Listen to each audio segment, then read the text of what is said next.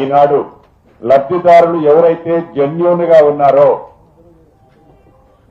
ఇక్కడ నివసించే వాళ్ళు దూర ప్రాంతాల నుంచి కూడా వచ్చి ఇక్కడ నివసించేవారు, ఆ దూర ప్రాంతాల్లో ఇళ్ల స్థలం లేని వారు ఎవరైతే ఉన్నారో, ఒక్క ఖమ్మం నియోజకవర్గమే కాకుండా పరిసర ప్రాంతాల్లో ఉన్న నియోజకవర్గ లబ్ధిదారులే కాకుండా పక్క జిల్లాల నుంచి వచ్చి ఉన్న అర్హులై ఉంటే, ఇక్కడే ఉండి ఉంటే, అక్కడ వాళ్ళకి ఇళ్ల స్థలం కూడా లేకుండా ఉండి ఉంటే, అక్కడ వాళ్ళకి పర్మనెంట్ ఇల్లు ఉండి ఉండకపోతే, అక్కడ గతంలో వాళ్ళకి ఇళ్ల స్థలం ఇచ్చి ఉండి ఉండకపోతే, గతంలో అక్కడ వారికి ఇల్లు ఇచ్చి ఉండి ఉండకపోతే, ఈ పారామీటర్స్ అన్ని చూసి పూర్తి ఆధారాలతో ఈనాడు అధికారులు గడిచిన ఈ 10 రోజులు నిరంతరము కష్టపడి లబ్ధిదారుల లిస్టులను ఫైనల్ చేయడం జరిగింది.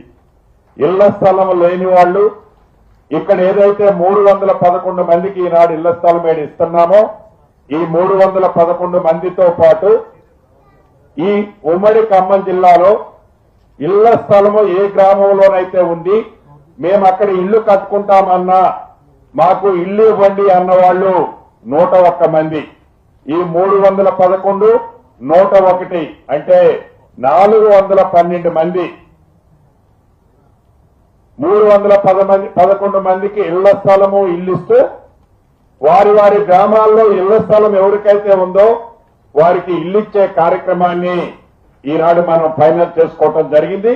దాంట్లో లబ్ధిదారులందరూ అర్హులైన వాళ్ళు ఎవరైతే ఉన్నారో వారందరికీ ఏ భేషజాలు లేకుండా, చివరికి మా మీద దుమ్మెత్తి పోసిన వాళ్ళు అర్హులై ఉన్నా వారి బాధ ఘోష చెప్పితే ఆ ఘోషను వాళ్ళు ఎల్లబుచ్చిన వాళ్ళు వ్యక్తిగతంగా విమర్శించినా అటువంటిది మనసులో పెట్టుకోకుండా అర్హులైన ప్రతి పేదవాళ్లకి ఈనాడు ఇళ్ల స్థలము, ఇల్లు ఈ మీరెన్నుకున్న ఈ ప్రజా ప్రభుత్వం, పేదోళ్ల ప్రభుత్వం మీకు ఇస్తున్నది మనస్ఫూర్తిగా మీ అందరికీ అభినందనలు, కృతజ్ఞతలు తెలియజేస్తున్నా.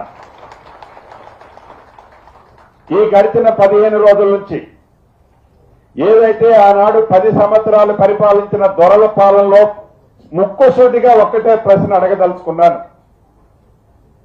ఏదైతే ఈ సంఘటన జరిగిన తర్వాత, ఫిబ్రవరి 24వ తారీఖు నాడు ఈ సంఘటన జరిగిన తర్వాత ప్రధాన ప్రతిపక్షమని చెప్పుకునే నాయకులు ఈ బాధితుల దగ్గరకు వచ్చి వారి ముసలి కన్నీరు, వారి ఆవేదనని మీడియాల ద్వారా నేను చూశాను. వారిని నేను అడగదలుచుకున్న ప్రశ్న ఒక్కటే. ఇందాక బాధితులు చెప్పారు, మీకు తెలుసు, సుమారు 2017-18 నుంచి ఈ బాధితులు అక్కడ నివసిస్తున్నారు. ఇందాక ఆడబిడ్డలు చెప్పినట్లు తాగటానికి నీళ్లు లేదు, చీకటి పడితే ఒకళ్ళ ముఖం ఒకళ్ళు చూసుకోవటానికి కూడా ఎలుతూరు లేదు, బాత్రూమ్ వెళ్లాలంటే బాత్రూమ్ లేదు, పాములు, జర్రులు, తేళ్లతో ఆ ప్రాంతం అంతా నిండి ఉండి గడిచిన 7.5-8 సంవత్సరాల నుంచి చాలా మంది అక్కడ నివసిస్తున్నారన్న సంగతి మీకు కూడా తెలుసు.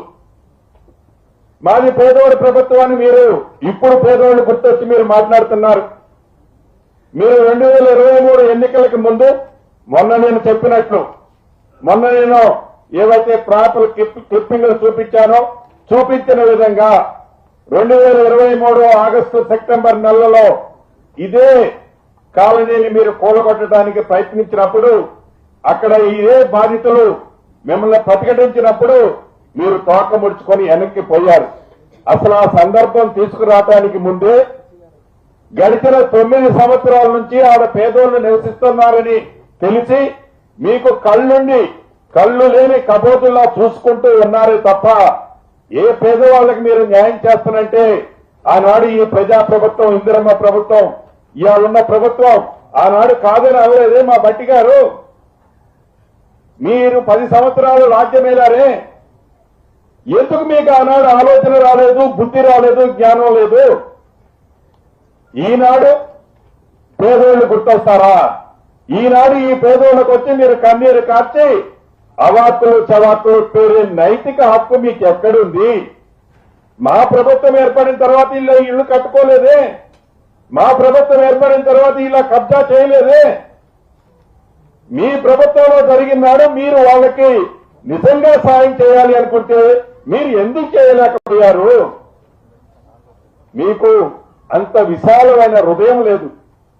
దొరల పాలన, దొరల పోకడ అనేది అందుకే ఈ ప్రభుత్వం సంఘటన జరిగిన మరుక్షణమే మంత్రి వచ్చారా, వీళ్ళు వచ్చారా, వాళ్ళు వచ్చారా అని ఓవర్ యాక్షన్ కాదు. మీరేదో చెప్తే ఆడ మేము ఇవ్వటంలా. పేదోడి కష్టం ప్రత్యక్షంగా చూసింది చెల్లించే ప్రభుత్వం ఇది. పేదోడి కష్టాలు ప్రత్యక్షంగా చూసిన మనుషులు మేము.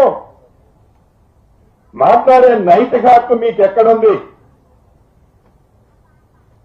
నైతిక హక్కు లేని మీరు ఒక్క ఈ వెలుగుమట్లలోనే కాదు, అనేక ప్రాంతాల్లో ఇంకా పగటి కళ్ళకంటూ, నేను పదే పదే ఆ పదం అనకు తప్పటంలే, పగటి కళ్ళకంటూ మా ప్రభుత్వం వస్తుంది, మేం చూస్తాం, ఏంది నీ ప్రభుత్వం వచ్చేది? ఏడ నీ ప్రభుత్వం వచ్చేది? ఈ ప్రజా ప్రభుత్వం పేదోడికి అండగా ఉంది, పేదోడి దీవెలున్నాయి, ఫలితాలున్నాయి.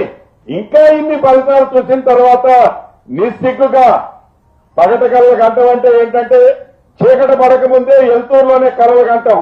ఇంకా నువ్వు అటువంటి కళలు కంటున్నావు, ఇంకా ఊహించుకుంటున్నావు నేను ముఖ్యమంత్రినో కాబోయే ముఖ్యమంత్రినో. నీ పగటి కళల్లాగలే ఈ తెలంగాణ ప్రజలు ఉంచుతారు. ఊహల్లో ఊగిసలాడకు.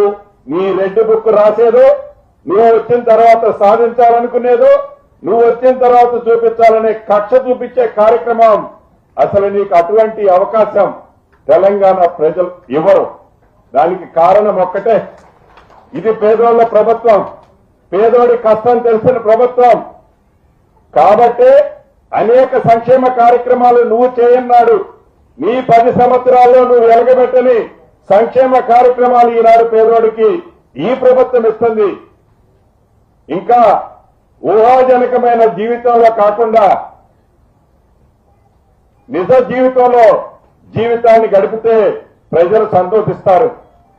అంతేకాదు, ఇందాక తీర్మానం మల్లన్న గారు గాని ఏదైతే లబ్ధిదారులు కోరారో మౌలిక వసతుల్లో తాగునీరు కానీ, రోడ్లు కానీ, స్కూళ్లు కానీ, చివరికి బట్టి గారు ఇందాక చెప్తున్నారు ఫంక్షన్ హాల్తో పాటు షాపింగ్ కాంప్లెక్స్ కూడా అక్కడ షాపులు కూడా ప్రభుత్వ పక్షాన్ని కట్టిపిస్తాం. మీరు ఇళ్లు కట్టడానికి ముందే గౌరవ ముఖ్యమంత్రి గారు ముగ్గురు వచ్చే ముందు చెప్పారు, మీరు ఇళ్లు కట్టడానికి ముందే మౌలిక వసతులన్నింటినీ పూర్తి చేపిస్తాం. ఈ రాబోయే వారం రోజుల్లోపే మీ కట్టుబడికి కావాల్సిన నీటికి సంబంధించిన వసతులను ఏర్పాటు చేస్తాం. ఇక్కడే కాదు, ఏదైతే మండలాల్లో కట్టుకుంటున్నారో ప్రతి ఇందిరమ్మ ఇల్లు ఇచ్చే పేదవాడికి ఎలా ఇస్తున్నామో వాళ్ళు కూడా యుద్ధ ప్రాతిపదిక మీద కట్టుకోవాలని కూడా మనస్ఫూర్తిగా కోరుకుంటూ, చివరిగా మీకు ఒక్కటే చెప్తున్నా, మీరు నష్టపోయిన మాట వాస్తవం. గడిచిన 7-8 సంవత్సరాల నుంచి మీరు గోస అనుభవిస్తున్న మాట వాస్తవం. ప్రత్యక్షంగా చూశాం కాబట్టి దాన్ని ఇక్కడ ఎలుగుమట్లలో ఈనాడు పరిష్కరించడం జరుగుతుంది. ఎవరైనా ఇంకా ఒకళ్ళో ఇద్దరో బాధితులు బై ఓవర్ సైట్ లో మిస్ అయి ఉంటే తప్పకుండా ఇందాక ముగ్గురు మంత్రులు కలెక్టర్ గారికి ఆదేశించాం.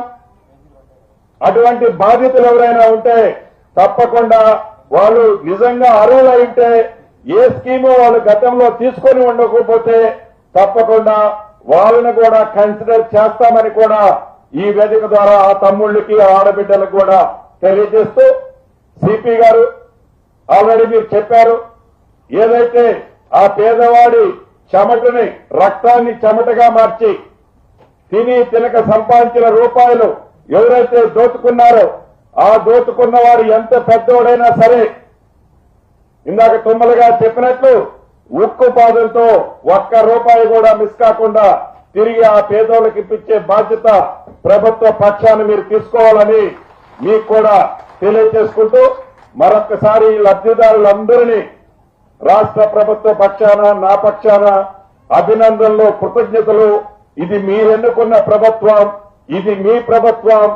ఈ ప్రభుత్వం ఎవరిని ఇబ్బంది పెట్టే ప్రభుత్వం కాదు.